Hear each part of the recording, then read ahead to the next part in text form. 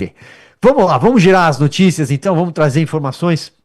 Quero começar com uma notícia, o cantor Gilberto Gil, outra notícia que saltou no meu radar ao longo do final de semana e hoje continua repercutindo muito isso nas redes sociais ao longo da segunda-feira. Gilberto Gil, a manchete diz, defende união contra a ascensão da direita no Brasil. Ex-ministro da Cultura, faz tempo que foi ministro da Cultura, hein? Foi lá no comecinho, quando o PT chegou ao poder.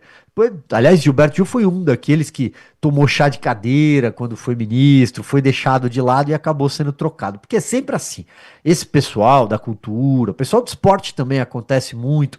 Eles são petistas de carteirinha, faz campanha, até conseguir o cargo. Aí um dia são chamados pelos governos do PT, Lula, Dilma, para assumir algum tipo de posto. Também em prefeituras acontece isso. Fernando Haddad fez isso, para quem mora na capital paulista vai se lembrar. Fernando Pimentel também já fez isso em Minas Gerais. Na Bahia não é diferente. Então, eles chamam essas personalidades do mundo cultural, do mundo esportivo, os artistas, para compor alguma pasta, para tentar passar um verniz, para atrair público, para ganhar popularidade. Mas é alguém que fica ali. É como aquele vaso no canto da sala que você tem lá na sua casa, aquele vaso que vai ficando esquecido, vai ficando de cantinho, depois alguém passa, pendura uma blusa, uma bolsa, vai virando, né? É mais ou menos isso. O Gilberto Gil foi assim no ministério. Bom, o músico manifestou a sua visão sobre uma possível candidatura de Lula a um quarto mandato presidencial e disse: vemos muitos dos mesmos nomes, os mesmos conceitos, afirmou Gilberto Gil ao Financial Times, prestigiado jornal, e disse que não há opção para nada diferente, segundo Gilberto Gil. E o que ele criticou foi a ascensão do movimento da direita no Brasil, mas também em países da nossa região, e a gente assiste isso claramente acontecendo. O Brasil é uma espécie de resta um, como tenho brincado, né? Temos a eleição do Peru agora em quase fase de recontagem de votos, mas a provável vitória consolidada, ratificada da Keiko Fujimori contra a esquerda. Esperamos que isso seja referendado. Temos uma segunda rodada para o desfecho da eleição na Colômbia, com o Abelardo de la Espriella vencendo também na Colômbia, o candidato Cepeda, que é o candidato da esquerda lá. E restará o Brasil. A Bolívia já mudou o vento, o Chile já tomou outra direção, a Argentina já há algum tempo. Então resta o Brasil, sobretudo. E aí o Gilberto Gil está preocupado que a esquerda, que o Foro de São Paulo, que eles estão derretendo aqui na América Latina. Tem o México também, né? Mas também é questão de futuro. Fato é que o Gilberto Gil, além dessa declaração também, disse que ele no final ele sempre dá um jeito de dizer que ele é contra misturar política com cultura, com esporte, mas é só o que eles fazem. Fato é que eu queria lembrar que o senhor Gilberto Gil, e aí talvez a gente consiga até colocar aqui uma manchete para ilustrar, o senhor Gilberto Gil recebeu um presentão de 4 milhões de reais. 4 milhões de reais para fazer a sua turnê. Dinheiro dos Correios, senhoras e senhores. Correios, pois é. Alguém pode dizer assim, mas espera aí, os Correios não estão quebrando? Os Correios já não registraram déficit, um rombo de 3 bilhões de reais no primeiro trimestre. No ano passado, o rombo não foi de 8 bilhões e meio. Não tem uma manchete, essa que passa agora pela sua tela, de que eles acabam de abrir um plano de demissão voluntária, de que eles precisam demitir 7 mil funcionários, aqueles 7 mil funcionários que fizeram o L, e agora eles precisam demitir 7 mil funcionários. Os Correios quebrando, entregaram 4 milhões de reais para Gilberto Gil e a sua turnê Tempo Rei, para fazer lacração para o governo do PT sempre que temos eleição no horizonte? Pois é. Então, essa é a melhor resposta possível para o Gilberto Gil. Olha, é muito fácil É muito fácil. Tudo bem, você faz parte daquela geração que foi anistiada, Gilberto Gil. Começa por aí. Você faz parte da geração da lei da anistia de 1979, junto com Caetano Veloso, junto com o pessoal que pegava em armas, aquele pessoal que vocês gostavam, daquela esquerda criminosa daquela época, esquerda que sequestrava, embaixador Charles Elbrick, embaixador dos Estados Unidos, por exemplo. Aquele pessoal que roubava bancos, que roubava cofres, aquele pessoal que andava com metralhadoras, com explosivos, que matou. Aquele pessoal foi anistiado. Aquele pessoal foi anistiado em 1979, anistia ampla, geral e restrita. Tudo bem que esse passado está aí. E hoje vocês são contra qualquer tipo de anistia aos presos políticos do 8 de janeiro.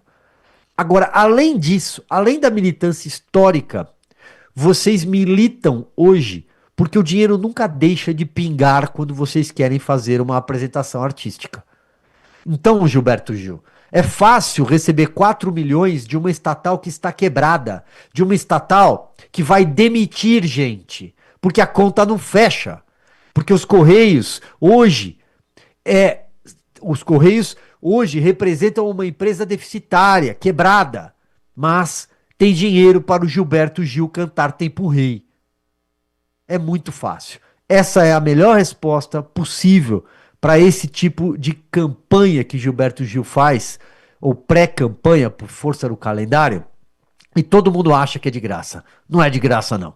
4 milhões dos Correios. Agora são 15 horas 18 minutos.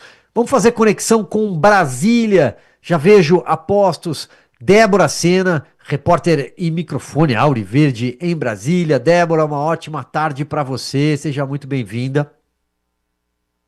Silvio, muito boa tarde para você. Estamos nos preparando para uma semana decisiva no Congresso Nacional, semana envolta de polêmicas também, já que nós temos aí um projeto de lei versando sobre o fim da escala 6x1 para além da PEC, que já avançou a instância da Câmara dos Deputados e chegou ao Senado, ultrapassa já a marca de 20 dias paralisada na Casa Alta do Congresso, e diante dessa paralisação dos senadores, vemos aí uma reação articulada pelo Palácio do Planalto em organização ali combinada com o presidente da Câmara dos Deputados, Hugo Mota. Então a gente vai falar sobre esse assunto e sobre as expectativas para as outras atividades que devem ocorrer aí ao longo da semana.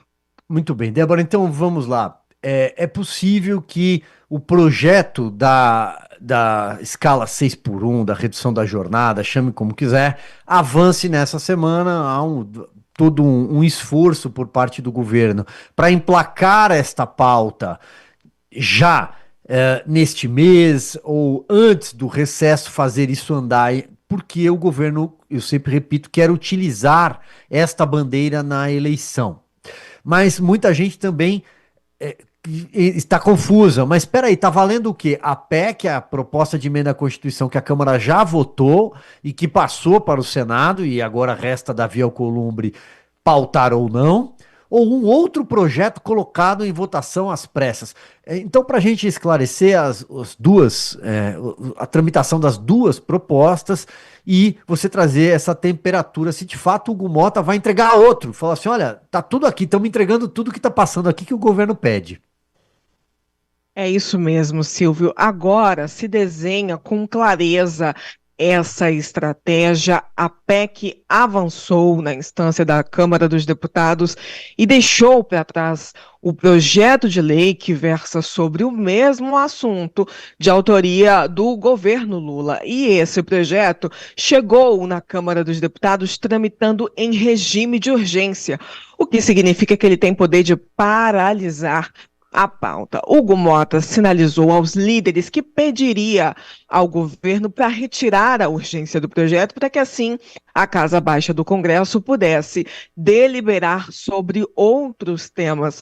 Mas já no fim da última semana fez algo completamente oposto ao que anunciou que faria. Ele nomeou Léo Prates, que foi o relator da PEC que passou na Câmara dos Deputados, para ser agora o relator desse projeto. E a gente entende que essa matéria, essa proposta assinada pelo Palácio do Planalto, tem agora o objetivo de pressionar o Senado, se torna um instrumento de pressão para fazer andar a pauta que põe fim à escala 6x1, ou seja, não deu certo até agora no Senado, então a gente pressiona, faz avançar aqui o projeto, já sabemos que temos quórum para avançar, e quando essa matéria chegar ao Senado, ela vai atropelar as demais. Dentro do prazo de 45 dias, o que deve ocorrer é que o projeto de Lula vai paralisar também a pauta do Senado, obrigando os senadores a decidirem sobre esse tema. Débora, deixa eu trazer outro assunto também, e esse interessa e muito, e aí não é ao governo. Esse, ao contrário, interessa à sociedade brasileira, que é a redução da maioridade penal, andou na CCJ, na Comissão de Constituição e Justiça, mas tem uma longa tramitação pela Câmara. Então, tem a possibilidade de Hugo Mota dar seguimento à emenda que trata da redução da maioridade penal, e aí o interesse é muito mais da direita, portanto da oposição, do que do PT, do que da esquerda, do governo. O governo não quer, evidentemente, porque isso prejudicaria de alguma forma os bandidos, ou afetaria de alguma forma as próprias facções criminosas, e aí mexe com o lado da segurança pública, em que o governo é um pouco confuso para explicar para a sociedade. Pois é, Silvio. Hoje nós entrevistamos a deputada Júlia Zanatta, deputada que teve ali no relatório do Coronel Assis, na Comissão de Constituição e Justiça, uma contribuição. Ela, que é autora de uma PEC que versa sobre esse tema, teve então as suas propostas apensadas ao texto apresentado pelo relator. E ela revelou aqui para nossa audiência, no Jornal da Auriverde, uma reunião que ocorrerá durante essa semana entre os líderes da oposição e o presidente da Câmara dos Deputados, Hugo Mota, para pressionar pelo avanço desse projeto. E a principal argumentação é, já que Hugo Mota alega que a 6x1 é uma pauta de grande apelo social, essa, na verdade, é uma pauta que dormitou nas gavetas da Câmara dos Deputados e ganhou aí grande comoção perante a sociedade. Então, sabemos que os líderes da oposição vão se reunir com o presidente da Câmara para pressionar para que tão logo seja instalada a comissão especial prevista para o debate desse tema e para que assim também esse assunto seja levado ao plenário da Câmara dos Deputados. Vamos para o Senado, Débora. A expectativa em relação ao Senado. Aliás, tem o Conselho de Ética também, me recordo, você trouxe essa informação. Uma iniciativa que partiu do senador Eduardo Girão, salvo engano, mas para tentar fazer o Conselho de Ética funcionar na casa. E o nome de Davi Alcolumbre poderia até parar no Conselho de Ética, porque um partido pode representar contra qualquer senador. Isso é possível no Conselho de Ética. Se vão abrir ou não o processo, aí são outros 500, aí é negociação política, e influência, corporativismo. Mas tem essa questão do Conselho de Ética e do plenário. Alguma expectativa de pauta, de reunião de líderes por lá? Olha, Silvio, há uma expectativa que a PEC que amplia a autonomia do Banco Central chegue ao plenário do Senado. Essa proposta passou na Comissão de Constituição e Justiça da Casa Revisora da República. O texto é do senador Plínio Valério. Houve uma tentativa da base governista de retirar desse texto o dispositivo que versa sobre a autoridade do Banco Central para decidir sobre concursos públicos sem precisar se submeter ao governo de plantão, Silvio. E nós vamos acompanhar, é claro, esse avançar, essa expectativa pela votação no plenário do Senado. E sim, você falou aí muito bem sobre a tentativa do senador Eduardo Girão, como líder do Partido Novo, de reabrir o Conselho de Ética no Senado. O parlamentar já tentou representar contra o presidente da Casa Alta, Davi Alcolumbre, em virtude da não abertura da CPMI do Banco Master, isso há 2 meses atrás, e teve aí toda a dificuldade por conta dessa questão aí, que é mais do que regimental, é estrutural nesse momento, o fechamento do Conselho de Ética. E eu dizia aqui para nossa audiência que essa é uma questão tão delicada, mas que diante dos últimos acontecimentos passou batido diante da apuração recente da imprensa. Não houve aí um trabalho mais presente em relação a essa situação. E nós levantamos que desde junho de 2024 não há qualquer movimentação no Conselho de Ética do Senado, então ali o finzinho da gestão de Rodrigo Pacheco já não teve movimentação no Conselho de Ética, e desde que Davi Alcolumbre se tornou o presidente do Senado, não houve sequer a determinação de um gestor, de um senador para ser o presidente desse conselho que pode disciplinar os demais parlamentares. Eu tenho aqui comigo, Silvio, uma cópia do mandado de segurança que o senador Eduardo Girão protocolou no Supremo Tribunal Federal. E ele diz o seguinte: o caso concreto é distinto. Não se pede ao Supremo Tribunal Federal que escolha membros do Conselho de Ética, defina a proporcionalidade, indique presidente ou vice-presidente, ou seja, isso é da prerrogativa do Senado. E aí ele vai elencando aqui outras questões que devem ser determinadas pela presidência do Senado.